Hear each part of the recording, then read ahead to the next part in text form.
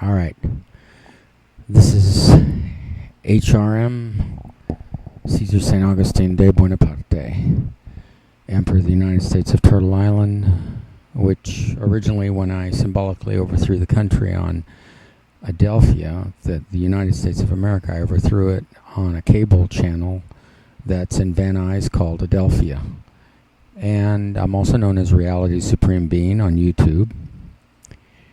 And I'm coming to you on the 28th, that is, say, the 28th of August, to tell you about, again, the Hurricane Isaac that will spawn a lot of tornadoes, and I'm the person who could stop tornadoes in their tracks. And I've been able to do that for probably more than 20 years. It's a shame that the government has blacklisted me, that they have put secret orders out to the media to not interview me and to keep me completely out of the national limelight. It's not that I'm looking for limelight, that this is not an ego trip. I watched the Republican convention tonight. I see Romney's wife talk about what great person he is, how lucky, how hard he worked. I worked harder than he ever did work in his whole life. And I don't have what he has. I don't have what Obama has, because your very same country, with your hypocritical United States Constitution and the people that enforce it, violated my rights, and they violated it in two different ways. They violated it directly, and they violated by ignoring my situation. And this has gone on through at least 3 administrations of the presidency. I've asked the people to revolt peacefully. I've asked the people to relay my message to other friends, because what we need is something different. According to the media, which is again controlled by Bilderberg interest, rich party interest, rich money interest, rich mogul billionaire interest, they have said that Romney and Obama are in a dead heat, with Obama with 1 percentage point ahead of Romney. Now, all these supposed items that the media chooses is chosen in very strange ways. And it doesn't matter if it's slanted or not, because it's a dual dictatorship. Democrat, Republicans, they all are tapped on the shoulder to be president. It is amazing that the country ignored me when I developed this spherical oil tanker, which would have helped stop all oil spills over the last 30 years. It's amazing that the country, again, for almost a little more than 25 years, ignored my special 2-story house, that if they'd started building it in the 1980s, the mid-80s, houses, 2-story houses, the way I had said to build them, that there would not be all the droughts that have hurt the country physically, financially, and in every other way. There are other things that I can stop, including gun violence, the mental health issue in the country. But no one has actually sit down and actually done an interview with me to find out what it's really all about. And what's really sad is that I had to get on YouTube for 3 years after my house was burnt, okay? House that I tried so hard to buy so I could start over again, because I have been sabotaged so many times in my life by the state, federal, and local agencies and authority figures that nobody really cares.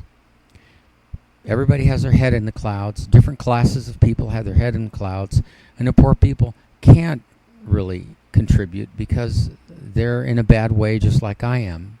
And many of them have been forced to be in a bad way. So the sad part is that a person like me is dying slowly, that throughout my whole life I have not been given an equal opportunity to challenge any of these candidates and put them up against the wall and let them see what it feels like to be in the hot seat. With questions by me that are pointed questions, serious questions, and questions that need to be answered. Questions that people in this country, as dumb as I call them, as hypocritical as I call them, are not educated enough to see through the whitewash that they, generation after generation, have been being washed by.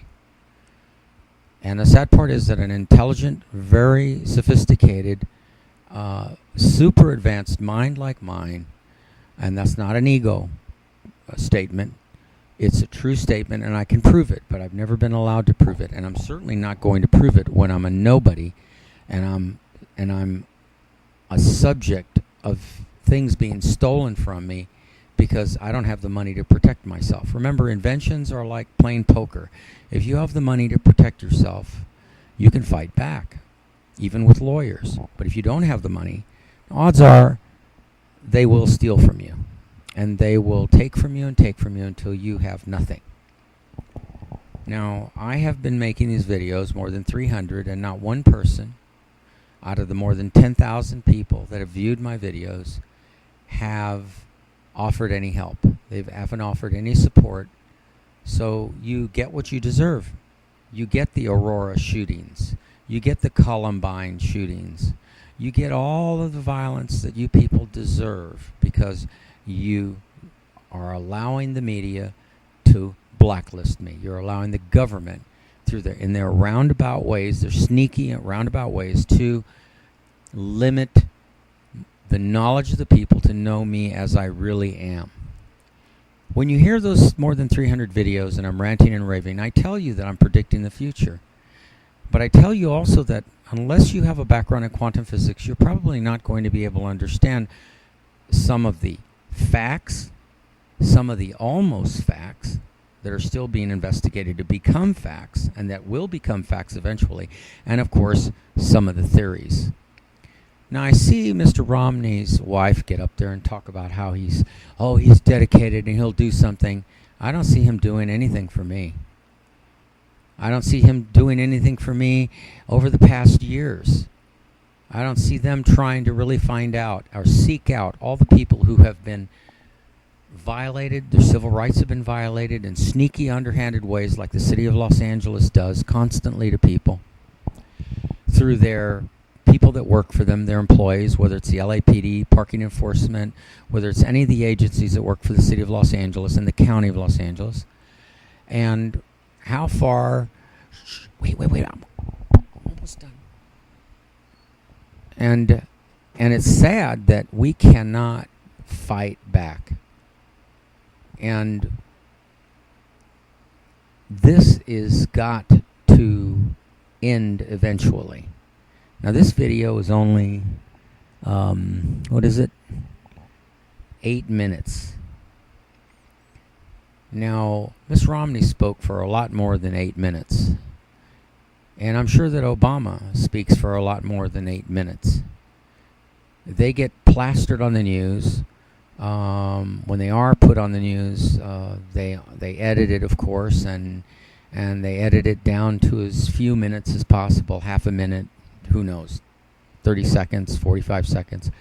And then the announcer, the news announcer also goes on to say, and Obama or Romney said this and that and blah, blah, blah, blah. But again, I've challenged both these candidates to more than 14 debates, and they have not answered at all. So I am sitting here trying to make this recording to allow people to hear what's necessary to hear in order for people to be able to respond. If you sit down and not respond, then you deserve what you get. Now, the media has said that you have a dead heat in this election, and no one is going to be able to really sort this all out unless you have a third-party candidate to come forward. And it isn't really a party, just a third person that is listed with the Federal Election Commission like I am, and say, all right, bounce off of me. I'm a regular person on the street, homeless part-time, What friends or associates I do have are limited in trying to help me in any way, shape, or form, and yet the same thing goes on. I'm not being helped, and the way I needed help. And now that everything that has ever been important to me has been taken from me, my research plans, my goals, everything has been manipulated and contrived against me, sneakily attacked over and over again, and no one cares. Out of 300 videos and more than 3 years, no one cares. So if the next thing that happens is horrible nature's disasters, horrible disasters carried out by people like James Holmes, horrible disasters carried out by the person who shot up the Sikh temple, horrible disasters like the kind that was the Columbine shooting, and all the 58 mass shootings that have, pretty much about 58 mass shootings that have taken place in this country. And you people are so dumb. You don't understand there are people out here that can stop all of this. But you can't allow these people to continue operating the way they have. They have a huge convention, have hundreds of thousands of people and involved in all of this. And little candidates like me don't ever get heard. And if we do get heard, the media would go to every one of my videos and pick out all the wacky things I've said. I said those things on purpose just to challenge the media secretly, quietly, that I bet they'll either pay no attention to me because I've made these videos like this, and if they do what I just said, then they're only proving what I have accused them of, which is they are in fact controlled, and they're controlled by big money interest, and they have no intention of telling you the truth about what I'm really like. And these candidates at the Republican convention and Democratic convention, I dare them to ask me to come give a speech, because in both conventions, and I certainly can't fly to Florida now, but I dare them. I double dog dare them. They refuse to answer my challenges to debate me. This has been the 14th time. It's the end of August. Now I've issued a 15th challenge to Obama and Romney to meet me on stage before the end of September, or before the beginning of Rosh Hashanah, which is the first day, the beginning of Rosh Hashanah. So that's towards the end of September, and yet again, they won't answer. Why? Because their political advisors tell them, you can't do this. If you do, you're committing political suicide. You're splitting the votes up of the people that are not going to vote in this dead heat race. It's going to end up like the election in 2000 between Gore and Bush. There's going to be an even tie, and there'll be just a few votes that will decide through the Electoral College, which is a scam, as far as I'm concerned, and always has been a scam.